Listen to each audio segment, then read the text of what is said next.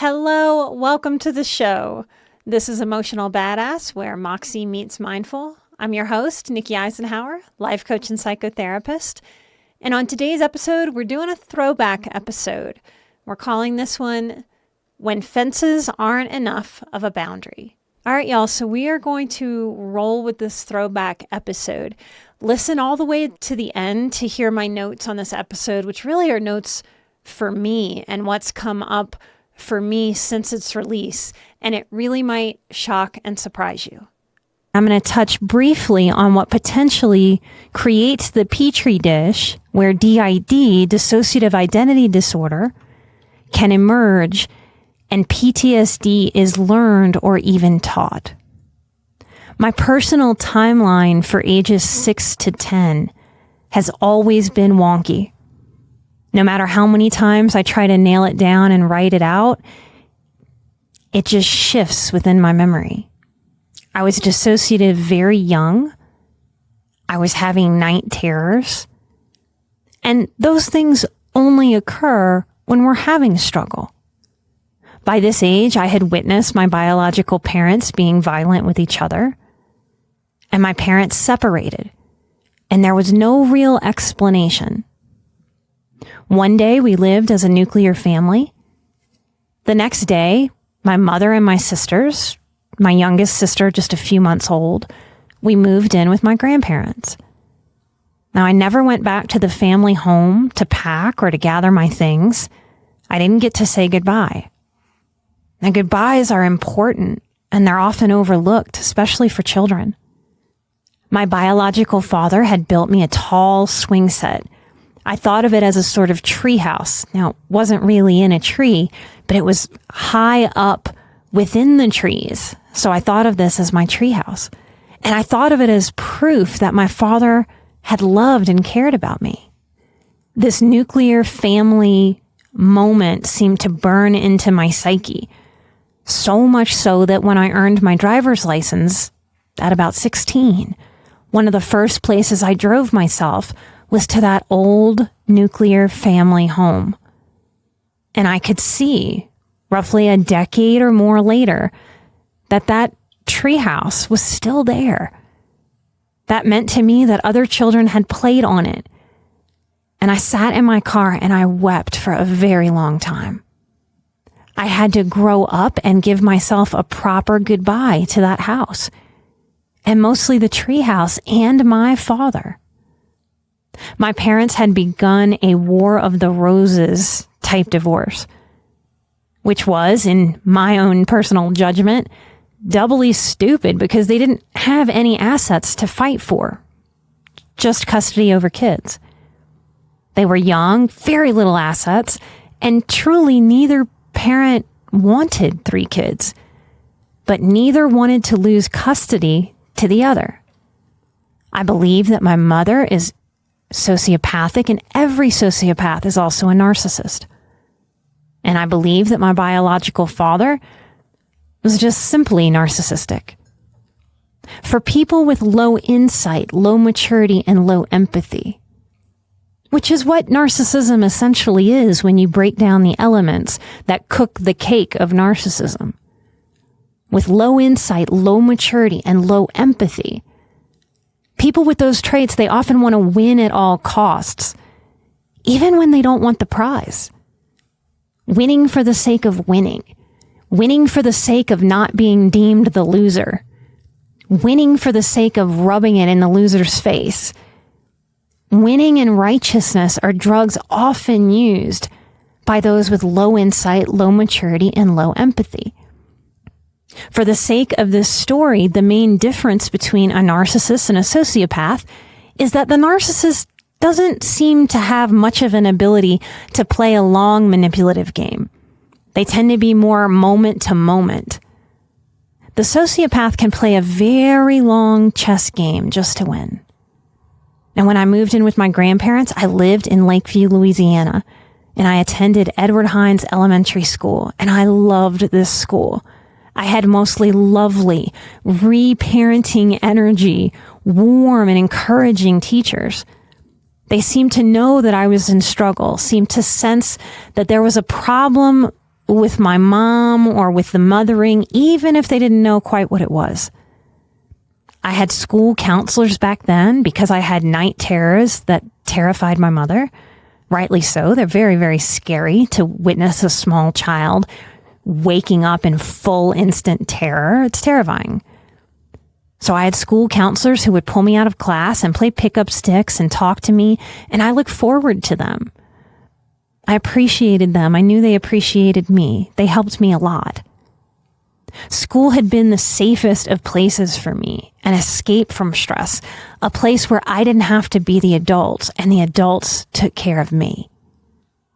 At a point in my parents' tumultuous 7-year drawn-out divorce, I was told by my mother that Papa, that's what we called him, had threatened to kidnap us, meaning that me as the eldest and my 2 younger siblings, that our father wanted to kidnap us, would take us to Italy. He is Italian and fluent, and I was told that he would leave us there and that we wouldn't know anyone. I wouldn't know what they were saying. They wouldn't know what I was saying. And we'd never see our mother, our grandparents, or our cousins or aunts or uncles ever again. This messaging to me started when I was in about 2nd and 3rd grade, about age 8 and 9. The school I attended was about a mile or less away from my grandparents' house. Often I would get this abduction lecture about watching out for Papa. The story was that he would try to snatch us at school or coming or going from school. So the school was in on this. Every faculty member briefed that there was a kidnapping threat on me and just my middle sister who had started kindergarten. My mom would tell me it was my job to keep my sister and myself safe. That's a very common thing, especially in generations past, to have been told as an eldest sibling. To this day, I'm 50-50, and I have no way of ever knowing for sure. I don't know if those threats were real or master manipulated against my father so that my mother could win and look like the victim. But that could be an unfair assessment. Based on his behavior that I am aware of, I can see that he might have made this threat, though I can't really fathom in my gut him following through. I can't imagine that this was an actual real threat, but it may have been. I have this one memory of being on the playground, the schoolyard, and in my mind's eye, the schoolyard takes up an entire city block. And in this one strong memory, my entire class was running to the fence, just as schoolyard children do. And there's a very specific sound of children running, playing tag and hitting the fence. And I can hear that sound whenever I think of this memory. Because the entire class runs to the fence and makes that sound, and I stop short. And I stop far, far away from the fence in front of me. In my memory, I estimate that it's 20 to 30 feet away from the fence. And I'm wringing my hands, and I'm frantically scanning the street for scary white vans that may snatch me. I'm looking for a scary version of Papa, and internally feeling savagely torn. I yearned for my Papa. I ached for him because he had been so much warmer than my mother, who remains one of the chilliest women I've ever met in my life. So Papa felt better to me as a small child. This dynamic made me yearn for him because I had bonded to him as much as I could bond to any of my parents. And I was alone in that bonding. My sisters were young enough to where they hadn't really bonded with him, and therefore they didn't really grieve him. They missed the idea of a father, having a dad when other kids would talk about their dads, but they didn't grieve him the way that I had to grieve him. Now, standing there on that playground, frozen, it's an image I can't shake, because that moment, it embodies so much of what childhood trauma really is for me and so many of you listening, so many of you who have worked with me over the years. The teachers and faculty participated in this narrative that, oh, Nikki better stay far away from the fence just in case. So all the other children ran to the fence. Those other children were in flow. They were in play. They were being children. They were going along with life and fun, being silly. I, on the other hand, was paralyzed, glued to the ground in that spot. As a boundaries teacher, what strikes me is that the barrier, the boundary of the fence, it was there to keep bad things out of that schoolyard and to keep the goodness of children and safety in. And that barrier, that fence, was unable to help me feel safe. And that is tragic.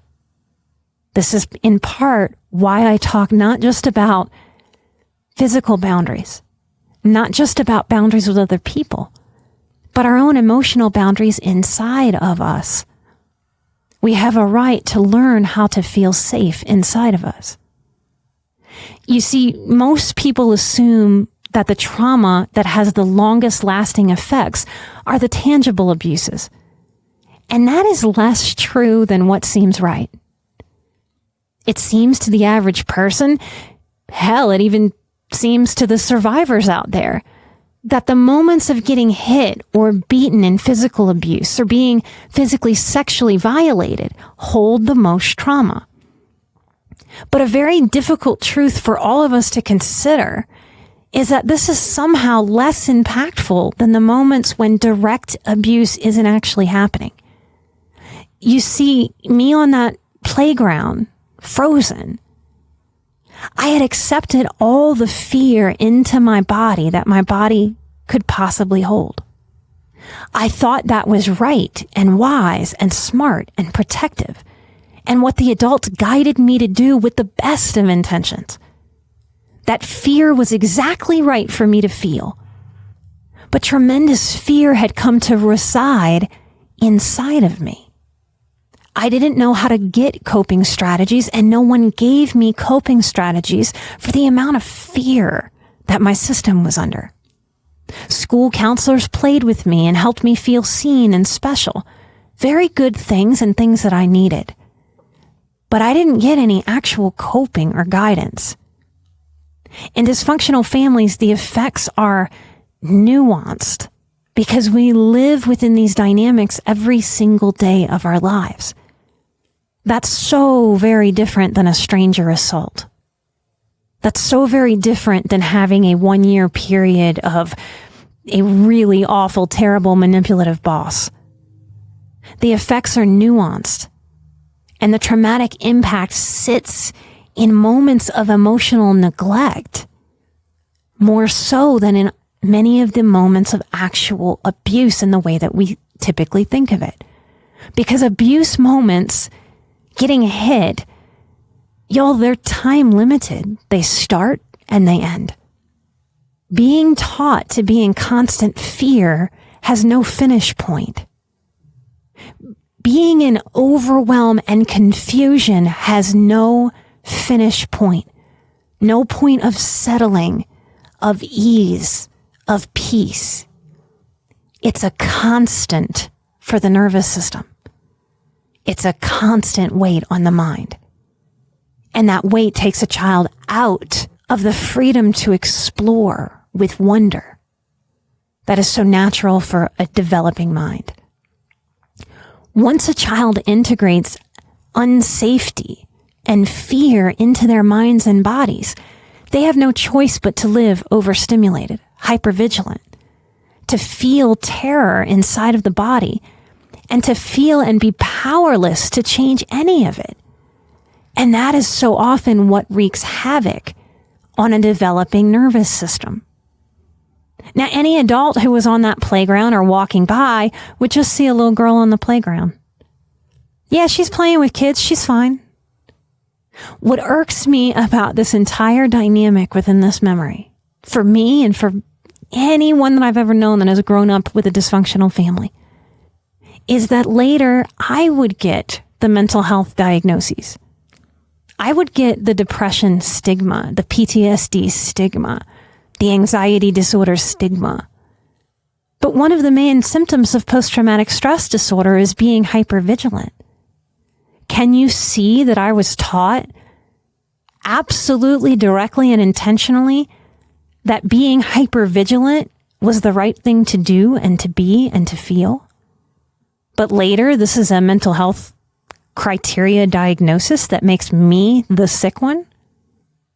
This is part of why I teach so much unlearning with my clients and over this microphone. There is so much for us to unlearn, that as creatures who learn so easily and so willingly and so naturally, especially as highly sensitive children, that there is so much for us to unlearn while we learn new healthy things, coping, ways of being, how to soothe ourselves, how to bolster our self-worth, how to let go of perfectionism and the not good enough.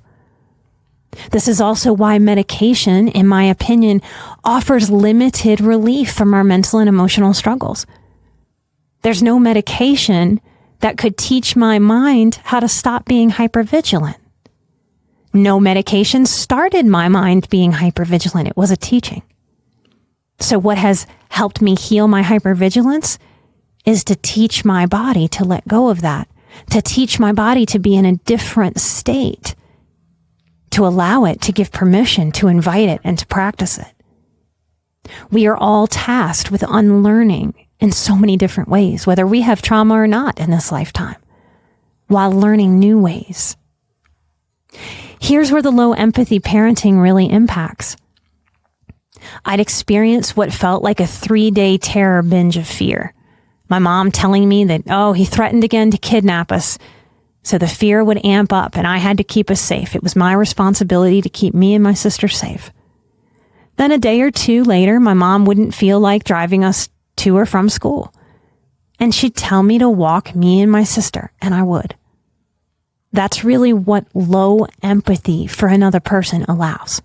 That she could give me that fear and then send me on my way to walk right into it. I remember walking to the school with maximum hypervigilance. Hypervigilance made me a protector. It gave me a role. It gave me an identity. It made me a good big sister. And I had to be ready to be tough if I saw Papa because he wanted to hurt us. Someone recently, a listener of the show, reached out to ask me to talk more about DID, dissociative identity disorder, which is still a controversial diagnosis. And I am conceptualizing an episode on this topic, but what I can say about it here is that DID, which I do believe in, it's the splitting of the psyche.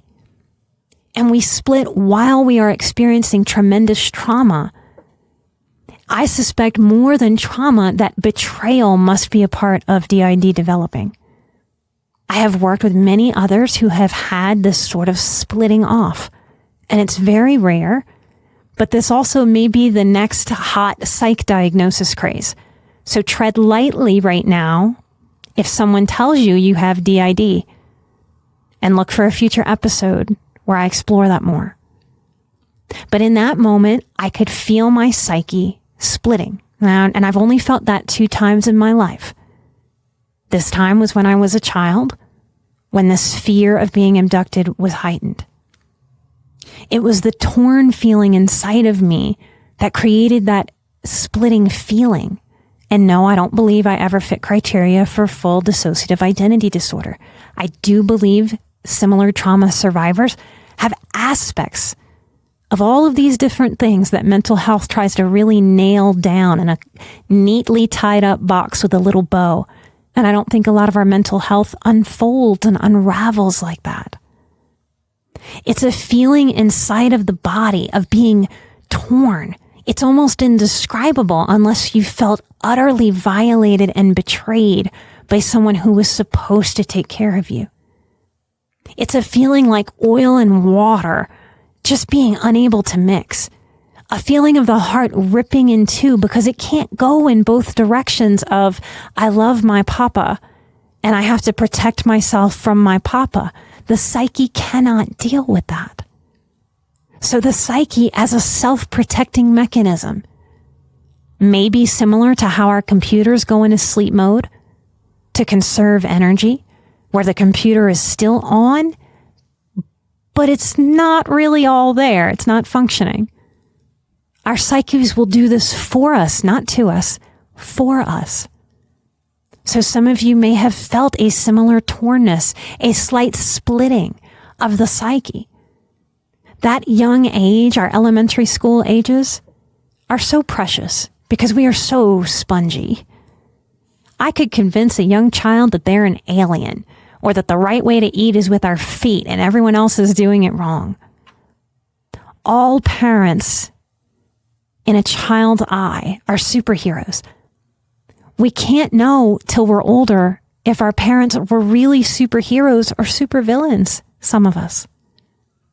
And as children, our parents, they encompass the child's entire world, the entire world. That's not just something that I'm saying. Really think about that. A child has no concept of a world beyond their parents. Parents are gods. What they say goes. What they say is truth. With no warmth or safety from my mother, and the addition of a confused terror where there had once been the most safety and security for me with my father, left me fundamentally fractured externally and fundamentally fractured internally. I could feel myself within my memory, I can feel this today, that there was a potential, a starting of splitting off. And what I believe to be true today is that it was my teachers that really saved me from fully splitting off and developing dissociative identity. Because I could feel my teachers caring for me, particularly Mrs. Camus, with her white blonde hair and soft, round, huggable body. And like a divine intervention, I was tested for a program that was a pilot program in Louisiana, in New Orleans, and it gave me a much smaller classroom where teachers could give me individualized attention, and I believe that that saved my life. If you struggle with dissociation, if you wonder if you have some symptoms of dissociative identity disorder, I want you to know that I have worked with so many people over the years where those parts integrate. We can go from split to yoked. And yoked just means to bring together, which happens to be the definition of the word yoga. And yes, in many ways, yoga showed my brain how to hold space for a body that it had been disconnected from for much of its life. If you are a survivor of trauma, yoga, the physical practice of it, will teach you sort of how to come home to this body that was never meant to feel foreign. That is yours, and you can feel safe there, whole, integrated. With this story that I've shared from my childhood, can you imagine how my little body felt? How overwhelmed, how many thoughts swarmed around me constantly? How much pressure I felt? What do you think your little body felt growing up? Did you have different seasons in your life? What do you think those different seasons felt like for your little body, for your developing mind? When I look back at this memory of mine, I can see it so clearly. Right, wrong, or otherwise, I was taught terror. I was taught to feel that what had once been safe could all of a sudden be unsafe. I received this kind of fear-based abduction message over and over and over again.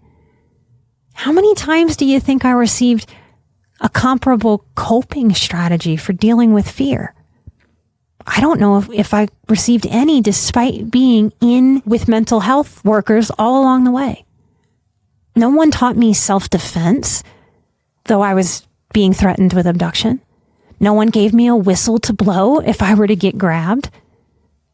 I believe therapists and adults who are with and who work with children are often scared to go there, often more scared of scaring or stressing the child than speaking to the core of what's going on in an age-appropriate way.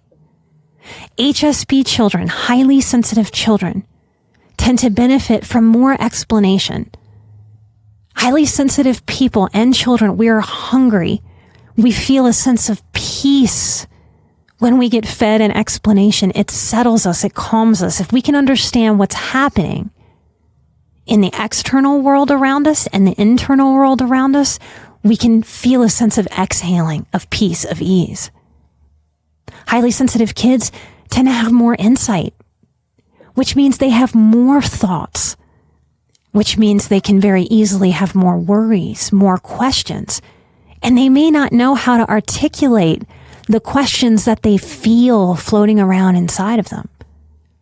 Now, before you parents or you therapists out there who have perfectionism struggles try to do this perfectly with your own children or if you work with children, I don't believe that there is any real way to tend to a traumatized kid anywhere near perfectly, because all of these factors need to be balanced.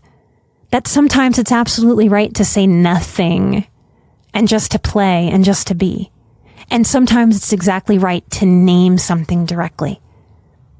I believe that the fear of doing more damage to a traumatized child often means that an HSP child who is yearning for help but can't articulate winds up going, unfortunately, emotionally neglected, even if there are well-intended and well-intentioned people around, willing, able, and ready to help. Does the story that I shared from my own childhood today, does it help you see how easy it is for a child to develop overthinking?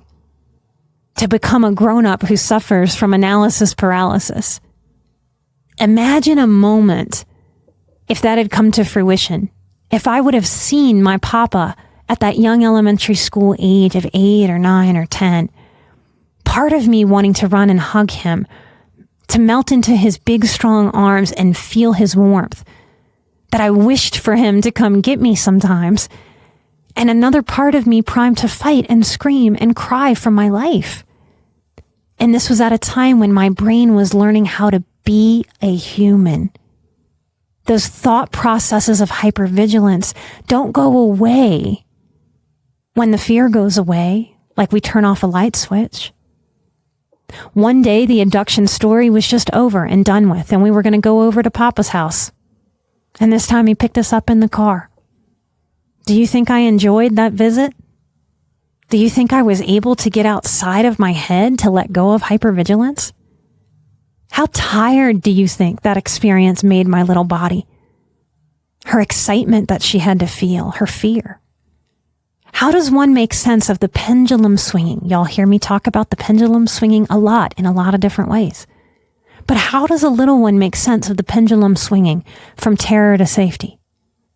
Is this part of where we learn that the pendulum swings and then we grow up and we swing it ourselves?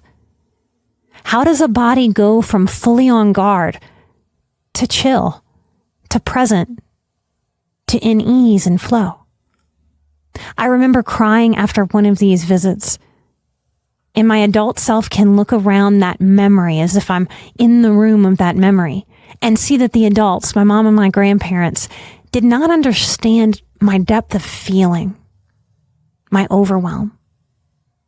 Even if they had been motivated to help me through those feelings, I can see that they didn't know how. They were, despite their love and care for me in their own ways, inadequate for the guidance that I needed, for the balm, B-A-L-M, that I needed after that fear. Don't be sad was the message that I heard the most. I'd be able to see my papa in a few weeks again, and sometimes that was true, and often he didn't show up. In this memory, I was crying out of exhaustion. As an adult, I used the term emotional hangover. That little kid version of me was emotionally wiped out, was fatigued, was crying in exhaustion of it all. The pain leaking out of me. Sadder each moment, my mom and grandparents couldn't help me articulate the depth of my confusion and the wideness of my feelings. It was like I had been allowed on a chaotic emotional roller coaster that I wasn't tall enough yet to ride. And it rattled me, it shook me up. On a deeper level, it's scary to go so unseen, to feel so unheld, so alien, to not understand the self, and to be surrounded by people who don't know how to help you understand yourself. When we're little, we can't go to the library. We can't even very effectively till we're a certain age even go to Google now, though I didn't have Google back then. I knew that my younger siblings, as an oldest sibling, didn't grieve for him, didn't feel a safety responsibility in their bodies. They didn't feel that for our lives because I did that job for them as well as for myself. They didn't have to feel scared. I felt scared for them. This is a certain amount of proof of what insight is, even when it isn't yet fully formed. Somehow, as a small child, I knew that I didn't want my sisters to be frightened. Now, often in my work, I say to people, we give away what we most need. What I'm sharing with you right now is in my history, a moment of that developing. That somehow I knew that I didn't want to be frightened, so I gave that away to them. I shielded them from fear and held it for them. This is often how the eldest child is parentified, learns to take on too much, learns that their purpose in life is as a caretaker of others instead of themselves. Even the adults who were the healthiest around me didn't seem to know that it would have been good for them to take the job to hold those fears for me, that there was an option to empower me instead of terrifying me. This is where the parentification grows. What does this story that I'm sharing, what does this show you about yourself and your own development? What was your own body taught to feel? What was your mind taught to think? How much was it taught to think and feel? Is it okay to be affected even if the adults of your childhood were very well-intentioned? I can look back and see that the school faculty was very well-intentioned, trying to keep me safe.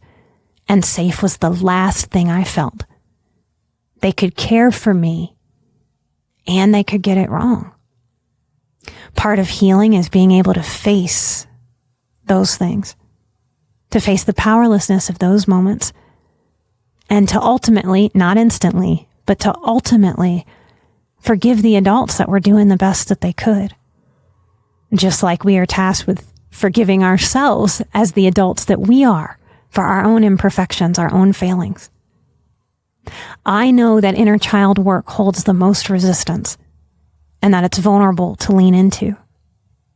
When you hear my story in the way that I'm sharing it today, not thinking about your own story for a moment, can you see how important it has been in my development that I learned to embrace and hold and soothe my inner child, my inner psyche, that was so terrified and overwhelmed and had to be so adult when she could not have been? That now I can take my power back. I can learn how to help her feel powerful instead of powerless. And by doing so, I continue to make peace with my childhood in such ways. And if I hadn't embraced that kind of soothing and continue to embrace that kind of soothing, if I don't embrace inner child work in this way, then what work heals this? How do you expect to heal if not by tending to this tender, tender part? So what I'm going to do right now to end is model what I would do after this episode with myself without any of you hearing me. You're invited to join me in any way that resonates, to repeat my language if it works for you, or to create your own. It will take seconds. And if you're joining me, remember that we're a tribe of overthinkers. So let's not overthink it.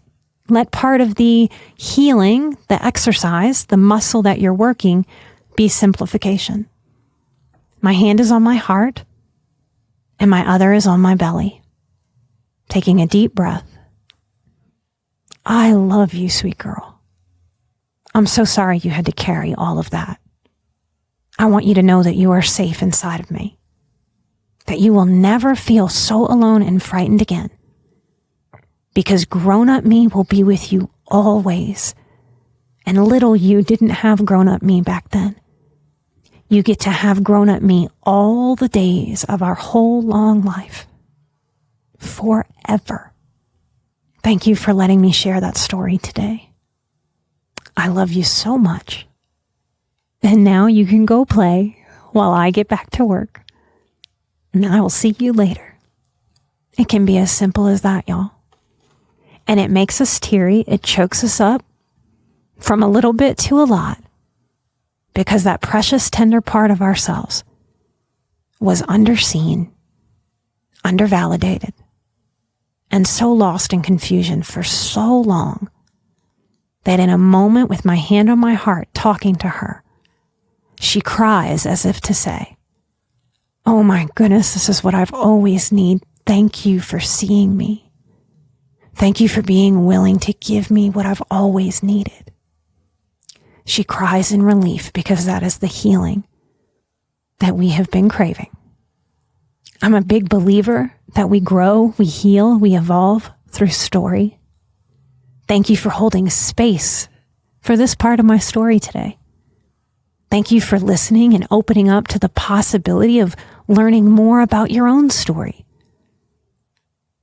The more that we embrace the truth of our stories, the more that we know exactly where our current growth edge is, and we grow to learn how to give ourselves the very permission that we need to do the vulnerable work that will heal us, that will grow up our inner children so that they don't act up and act out and self-sabotage our lives, so that we can learn how to feel truly peaceful internally, not some fake act of trying to be peaceful, but to actually feel the freedom of ease, the unification of mind and body, the integration of soul care, of learning what it really is to become a safe place to fall for ourselves, even if we grew up not experiencing a safe place to fall. Okay, so I have some notes and observations from listening to myself. And that's kind of my first note. That going through this process of recording oneself and witnessing the former self is so informative. I really didn't know doing the podcast that it would become like a time capsule of who I am or who I was at different times in my own history. And I'll have this for the whole rest of my life. That is lovely, even a little daunting and surreal at times. Now, I had a bit of a shock when I listened to this. I caught myself in what I'm going to call a peeling of the onion moment.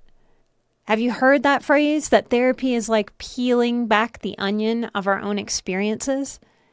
We peel back the onion of our drives, our personality, our gifts, our flaws, our strengths, our weak points that need strengthening. And there seems to be no end to the oniony layers of our existence as highly sensitive people. I don't remember the headspace I was consciously in when we recorded this, but I intended to be fully transparent. And I left out the deepest, darkest part that gave me the deepest, darkest fear and confusion. I tell you in the episode that my mom told me about the threat of being kidnapped, right? And everyone knew. The school board knew, the school knew, the court system knew. These weren't just things she was saying to kids as a scorned ex to my father. What I didn't tell you is that what was added to the tale of this story of, your papa's going to take you to Italy and you're never going to see your mother or your grandparents again or your cousins. It was a terrifying and confusing message. It was my mother saying, "And he will leave you for dead." Real dead. Like go to sleep, never wake up, dead. You will never see anyone that you love ever again.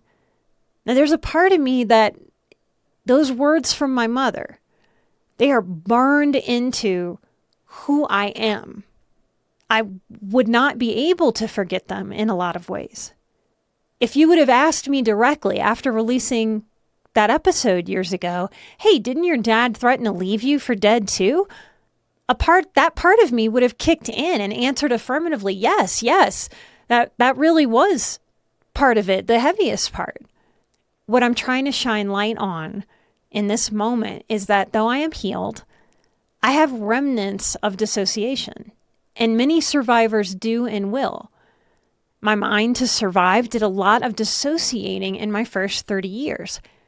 Less from 30 to 35 from my efforts to heal and integrate peace and stability into my life. And then much, much less from 35 to 45. But I might always have remnants. Some part of me decided in that episode that sharing that little bit was too much. It's like a momentary amnesia, but more of a splitting off of the part of you that knows that and a part of you that doesn't want to know that or speak that takes over. I'm sharing this because I've seen too many clients have the same sort of remnants and be very frustrated, upset, even embarrassed and ashamed, as if these moments mean that they haven't healed yet, that they're not getting something. There's a deep frustration and expectation that I was there. I should know these things about me, and what is wrong with me that I don't know? Boundaries, participants. Notice how the expectation affects the person here. And these energies of frustration, annoyance, aggravation at ourselves, when our minds and bodies do the very thing that they did to help us survive, which was block certain things off because it was too much. If we're upset with ourselves over this, it's a getting closer to being in fight or flight. When we start to shame ourselves because we can't escape ourselves, and we start to feel desperate because ourself is being unkind to ourself and we can't get away. Our healing nervous systems don't need any of that. So we get to learn how to compassionately understand that abuse histories are so very multi-layered. As deep human beings, we are so very multi-layered, especially for intelligent people. People who are smart in their mind, their cognitive mind. People who are smart emotionally. People who have a depth intelligence in them. People who are dynamic, diverse, complex. A deep human being. We may have layers of our own self unveiled to us all the days of our lives.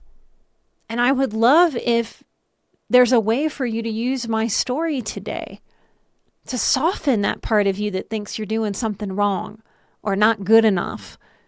When you see another layer, it's not that I lied or hid or conveniently left out. It's a remnant of a splitting off. As a small child, to hear that your parent might want you dead, I don't know if there are things harder than that for a child to cognitively process, especially the insanity of being told that, like on a Tuesday, like somebody looking up from the newspaper. It's bizarre.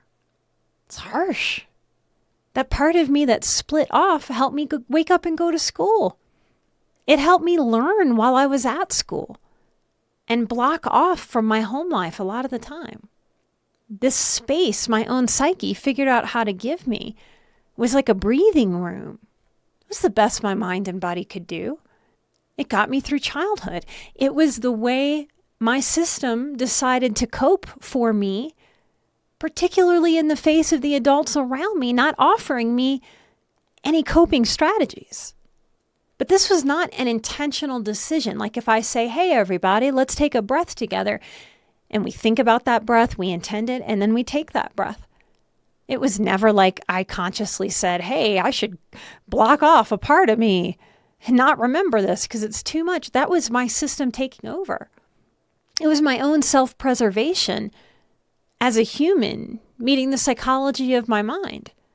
Maybe the spirit, the energy that's out there, or the energy of my ancestors helping protect me too.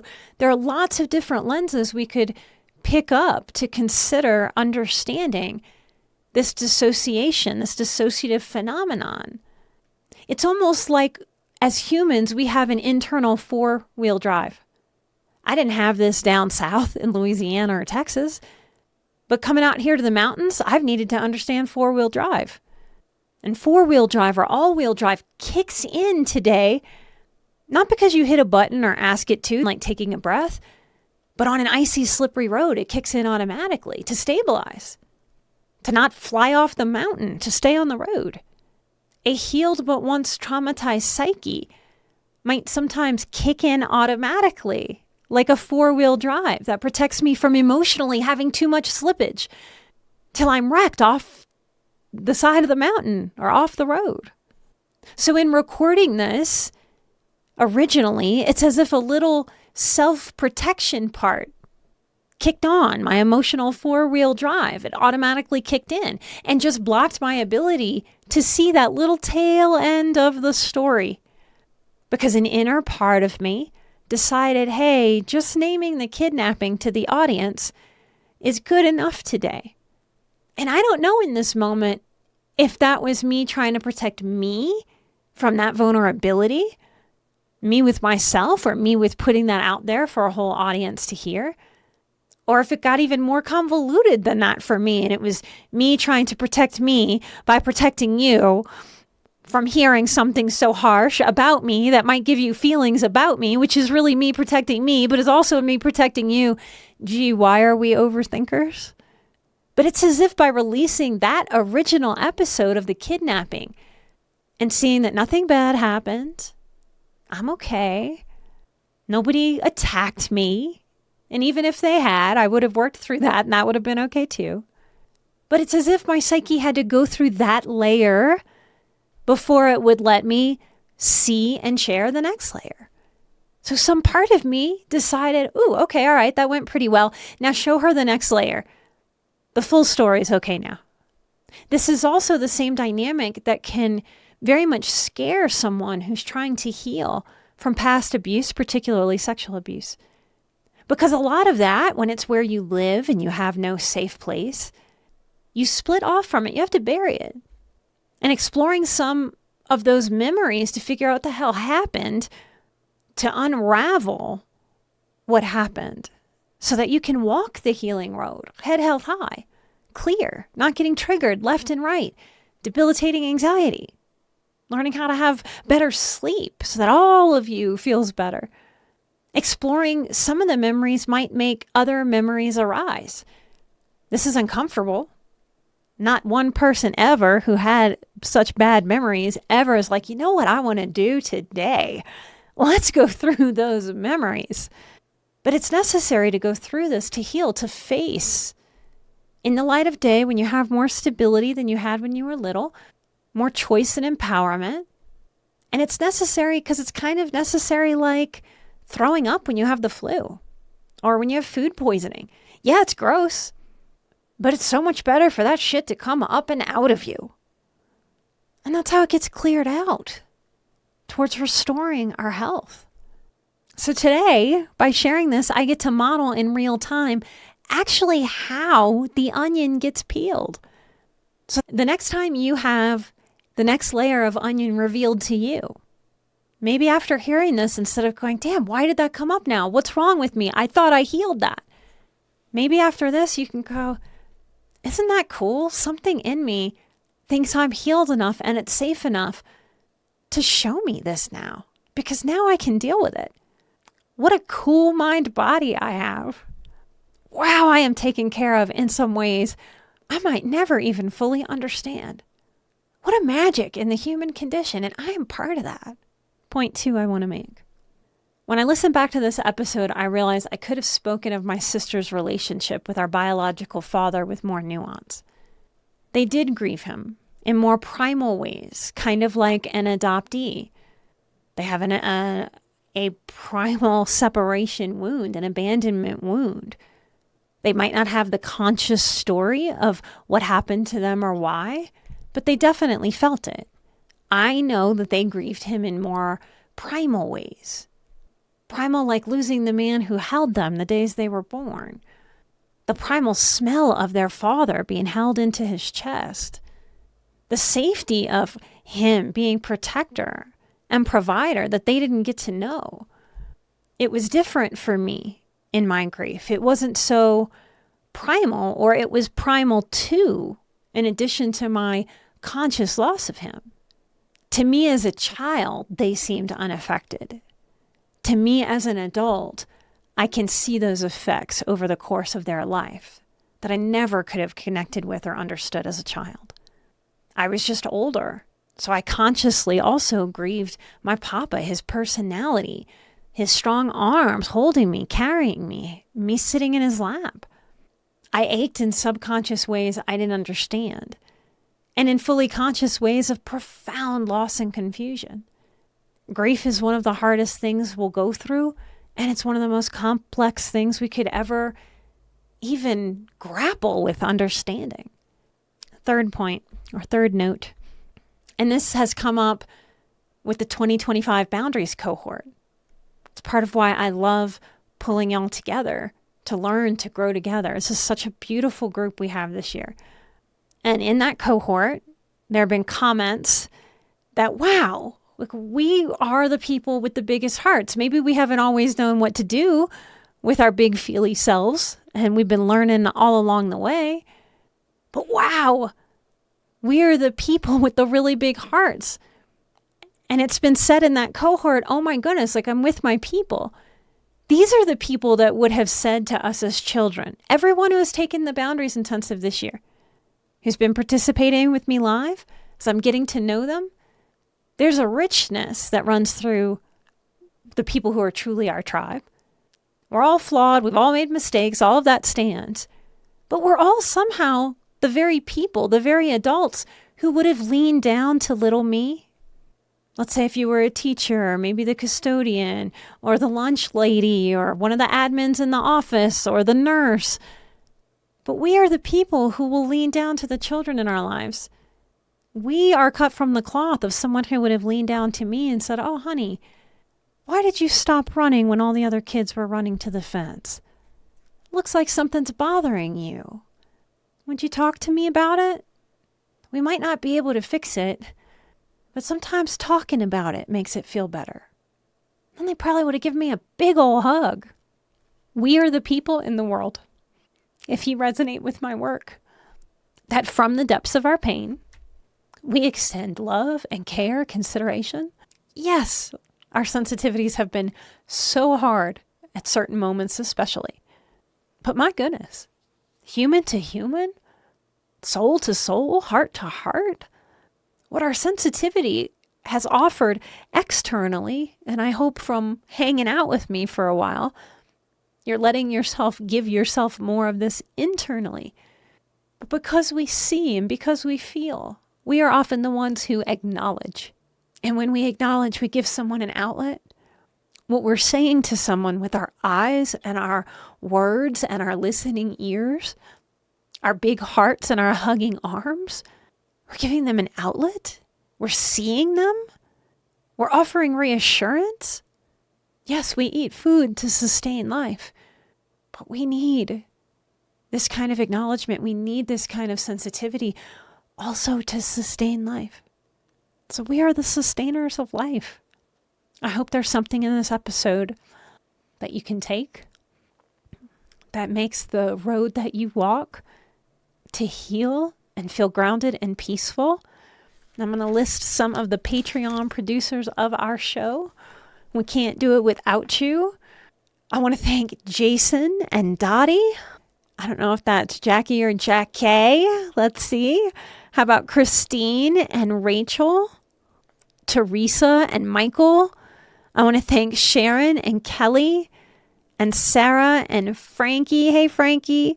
I want to thank Sandra and Brandy, Kate. We've got a Nick and a Nicole, Dawn and Suzanne. Thank you so much for supporting our show. We are still connecting with people all over the world. We can see that in the Boundaries Intensive participants this year.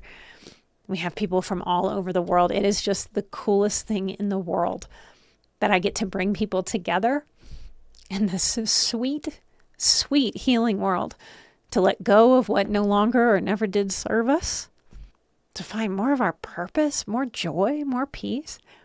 I love watching people light up, realizing that, hey, I'm not the oddball in this group. Other people feel and think like I do in here. It's just beautiful. So thank you for receiving me all of these years. Light and love. May we all be in gratitude for all of the things that have grown us into who we are into where we are now, into where we're going, into peace, into patience, and into light as we go into November. I'm so grateful for all of you. I'm an emotional badass. You are an emotional badass. And together, we are where Moxie meets mindful. Till next time, take care. Bye-bye.